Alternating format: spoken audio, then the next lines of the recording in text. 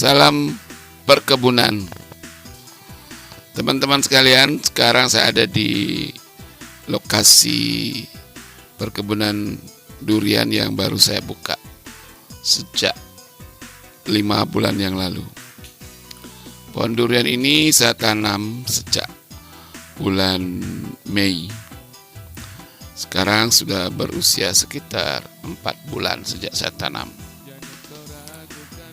Saya tanam langsung di tanah pegunungan, yang mana tanah itu relatif kering dan bekas hutan. Ketika saya tanam, pohon durian ini belum sempat dikarantina.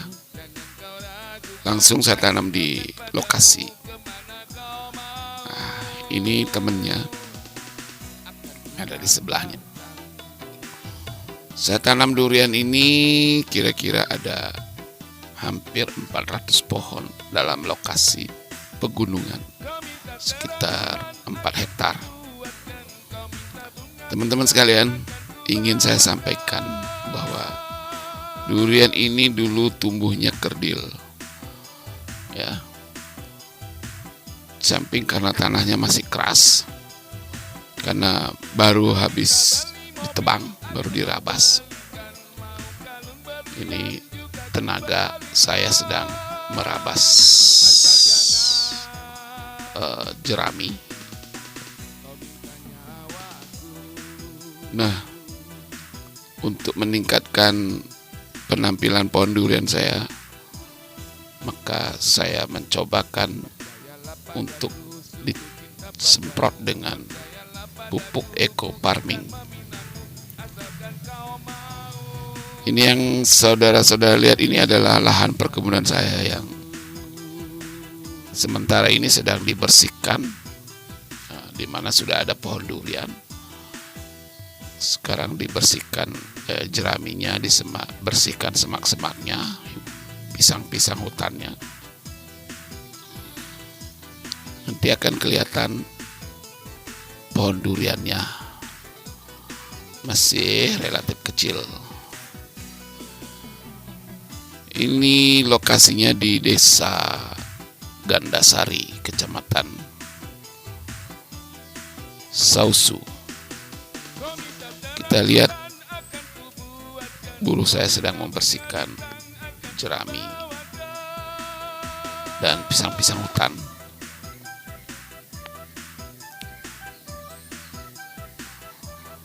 Tanah ini kemiringannya relatif miring, ya. Ini saya syuting dari atas, dari agak posisi yang lebih tinggi. Nah, ini dia kebun durian saya yang masih kecil. Ini baru habis dibersihkan semak-semaknya. Belum kelihatan pohon duriannya, tapi pohon duriannya sudah hidup. Ini karena dilihat dari jarak jauh. Ini kemiringan gunung ini kira-kira hampir 40 derajat. Seperti yang dialami oleh teman-teman kita petani durian, kalau menanam durian lebih bagus di daerah pegunungan. Nah, ini dia. Ini dia pohon duriannya kalau kita lihat dari jarak dekat. Ini sudah berusia 5 bulan sejak ditanam. Sudah dipupuk dengan pupuk mutiara di bawahnya. Kemudian saya sambung dengan pupuk eco farming, disemprotkan dan disiramkan. Sudah 2 kali semprot. Sebelum kena pupuk eco farming, penampilannya masih sangat kecil. Dengan adanya saya berikan eco farming, setelah ini sudah berjalan hampir 2 bulan, pertumbuhannya lumayan bagus, sangat bagus. Bahkan ini sudah hampir mencapai setinggi bahu saya. Pupuk eco farming saya semprotkan, ya, dengan cara dibuat larutan dulu. 1 tablet pupuk eco farming dilarutkan dalam 1 liter air kelapa. Kemudian 1 liter air kelapa itu dilarutkan lagi dalam 500 liter air. Nah, itulah yang kita gunakan untuk menyemprot dan menyiram berbagai tanaman yang ada di kebun saya ini. Tanaman yang paling banyak adalah tanaman durian. Nah, ini durian jenis durian petruk atau durian kanjau. Anda lihat pertumbuhannya cukup bagus. Ini juga ditanam baru sekitar 5 bulan. Cuma ini bibitnya sudah agak besar ya. Ini bibitnya sudah agak besar yang saya tanam. Kelihatannya saat ini durian saya ini pertumbuhannya sangat bagus. Saya yakin ini karena pengaruh daripada pemupukan dengan pupuk eco farming. Ketika saya ditawari pupuk ini, saya lama sekali baru bisa mengambil keputusan. Saya katakan pada teman saya bahwa kalau saya belum membuktikan, maka saya tidak akan berani berbicara tentang produk eco farming ini. Lalu teman saya membawakan produk itu 1 tube dan seminggu kemudian segera diterapkan di kebun. Yang pertama itu diterapkan sekitar 2 bulan yang lalu.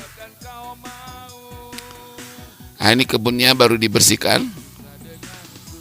Ya, kita lihat dari jarak jauh itu pohon duriannya. Ini dengan pencitraan yang di zoom. Nah, lokasi ini adalah lokasi perbukitan seluas kira-kira 4 hektar. Nah, sengaja saya tanami pisang di antara kebun-kebun durian ini. Pisang ini jenis pisang santigi. Pisang ini sangat berguna untuk melindungi pohon durian yang masih kecil. Ketika musim panas tiba, pisang ini sifatnya menyejukkan. Dia akan memberikan kesejukan pada durian, sementara dia juga tidak terlalu rimbun, sehingga durian masih kena full sinar matahari. Dan pohon pisang ini nanti kalau duriannya sudah besar, kita kurangi batang pisangnya, itu bisa kita tumpukan di bawah bungkilnya durian untuk menyejukkan tanah, dan itu merupakan sumber fosfor yang bagus. Nah, ini pohon pala. Pohon pala ini saya tanam di bawah rimbunan pohon jati. Nah, ini durian ada di sebelahnya. Tadi pohon pala itu juga disemprot dengan eco farming, lumayan pertumbuhannya bagus sekali ya. Ini durian yang ada di sebelahnya, bertetangga dengan pala.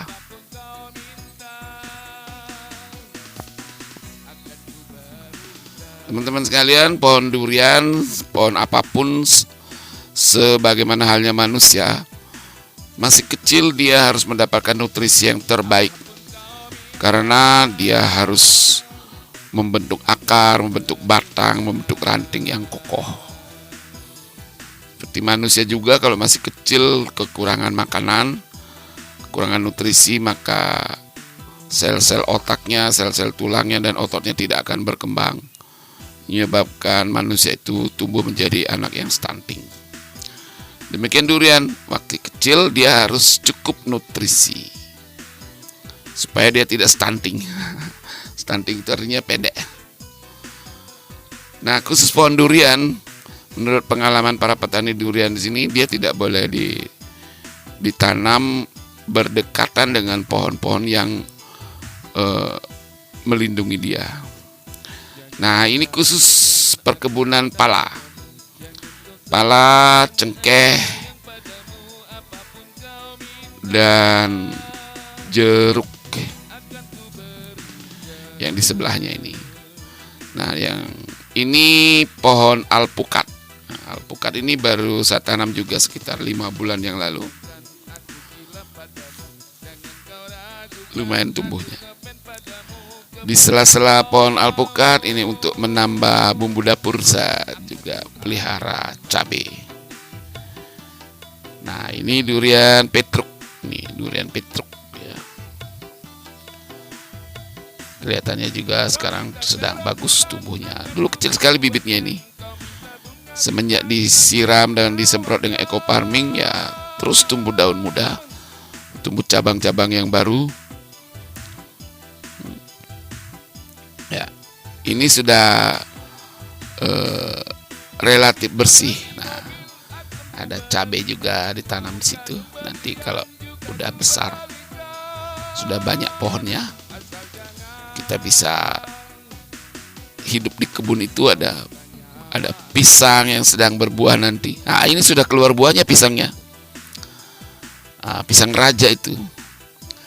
Nah, di dekat pohon pisang ada durian. Ada juga sayur-sayuran. Nah, ini pohon durian yang saya tanam dekat dengan undis. Dulu pohon durian ini dimakan oleh belalang. Ketika undis ini sudah besar, belalang dan balang sangit dia pindah ke undis. Jadi pohon duriannya selamat. Ini namanya pohon undis kacang hitam khas sayuran Bali Buleleng. Oke, ya, ini lagi pohon duriannya sangat bagus ya. Bagus sekali pertumbuhannya. Terus terang aja, kalau teman-teman lain yang nanam durian seusia ini masih kecil, masih kerdil ya. Ini saya yakin sekali berkat eco farming. Dia tumbuh dengan sangat subur. Bapak Ibu sekalian, saya tanam durian ini untuk menyambut pasar buah-buahan yang akan meningkat nanti di 3 tahun ke depan, karena ibu kota negara Republik Indonesia akan pindah ke Kalimantan. Kalau dari tempat saya ke Kalimantan dekat ya. Sini mereka pasti perlu durian, alpukat, jeruk, dan sebagainya, pisang. Kita siapkan, memang kita tanam bibitnya dari sekarang. Kira-kira 3 tahun lagi kalau tiada halangan, durian ini akan sudah berbuah. Lalu kita akan menjualnya ke ibu kota negara Republik Indonesia di Kalimantan.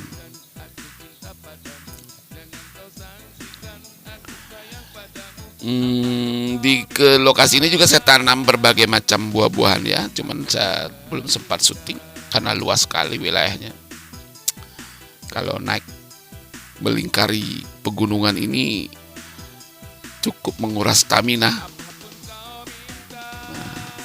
Ada juga tanaman rambutan, ada juga manggis, ini ada juga alpukat yang lain-lainnya. Ini semua masih kecil, belum kelihatan. Nah, di bagian depan itu sudah ada kakao, sudah ada pisang, ada pala, ada cengkeh, ada kelapa.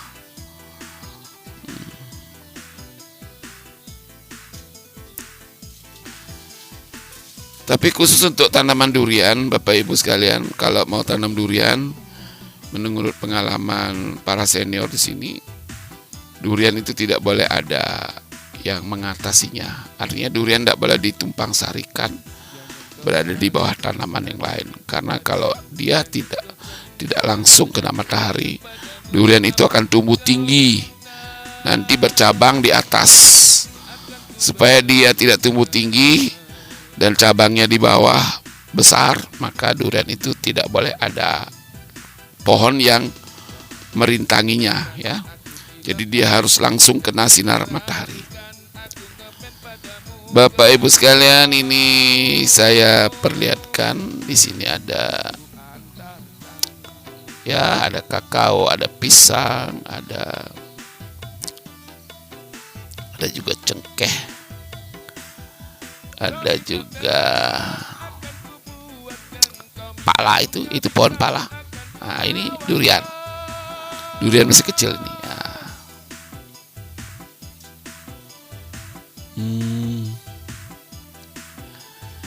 Nah, itu di bawah sana pohon kelapa.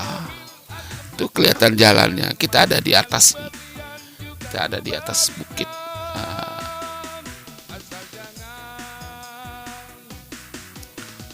Ini duriannya sedang bagus-bagus ya bertumbuhnya ya.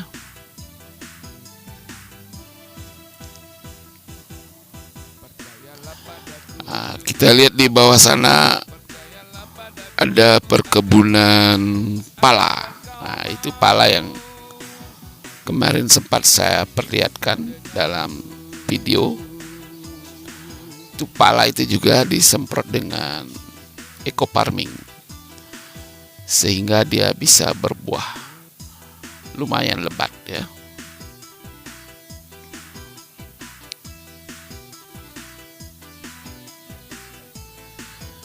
Bapak Ibu sekalian, karena di Sulawesi Tengah ini lahan masih cukup luas, masih cukup banyak, maka lihat itu traktor lagi di jalan. Cukup banyak peluang untuk berinvestasi di Sulawesi Tengah di bidang perkebunan, karena prospek pemasaran buah-buahan akan sangat bagus dengan adanya ibu kota RI yang akan berpindah ke Kalimantan. Ibu kota RI itu diperkirakan akan membutuhkan buah, sayur, pangan yang sangat banyak. Kalau diperkirakan ada 1 juta misalnya pegawai negeri, maka kalau dengan keluarganya berarti masih minimal lah bapak, ibu, dan anak 1. Berarti akan ada 3 juta orang yang akan ada di situ. Mereka pasti butuh pisang, butuh durian, butuh alpukat, butuh pepaya, butuh cabai. Mari kita berinvestasi di pertanian. Di tempat saya masih banyak lahan yang bisa untuk dibeli. Nah, Bapak Ibu sekalian, ini adalah buah pala. Buah pala yang sedang banyak. Di perkebunan pala ini, khusus pala. Ini terus terang aja dulu belum begini buahnya ya. Ketika saya beli pohon pala ini sudah besar begini, tapi belum begini buahnya. Setelah saya semprot dengan pupuk eco farming, inilah hasilnya. Luar biasa, cukup banyak buahnya ya. Ini pala memang sudah besar, saya beli. Ada sekitar 25 pohon. Tapi saya sudah menanam juga pala di lokasi yang lain, yang pertumbuhannya juga lumayan bagus sekarang. Nah, ini Maitua sedang lihat-lihat buah pala. Kira-kira ada yang masak.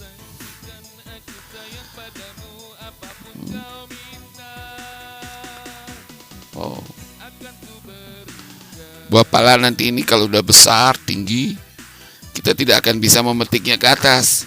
Jadi kita tinggal menunggu di bawah. Kalau dia sudah tua, pasti jatuh.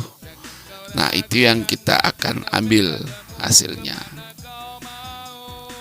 Bagusnya sih kalau kita potong ketika kita angget.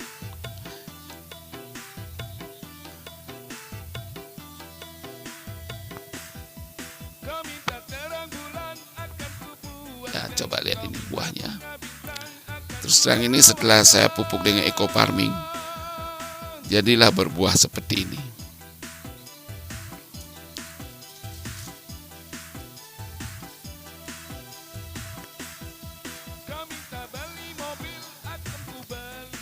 Kita lanjutkan masih di kebun buah pala. Ya. Buah pala ini sangat serbaguna ya. Daunnya bisa dijadikan minyak atsiri, bisa disuling. Kulitnya bisa juga disuling jadikan minyak atsiri untuk permen, untuk manisan juga bisa. Nah, ini pala yang sudah masak. Kalau pala yang sudah masak, dia akan terbelah dengan sendirinya, memperlihatkan isinya di sebelah dalam.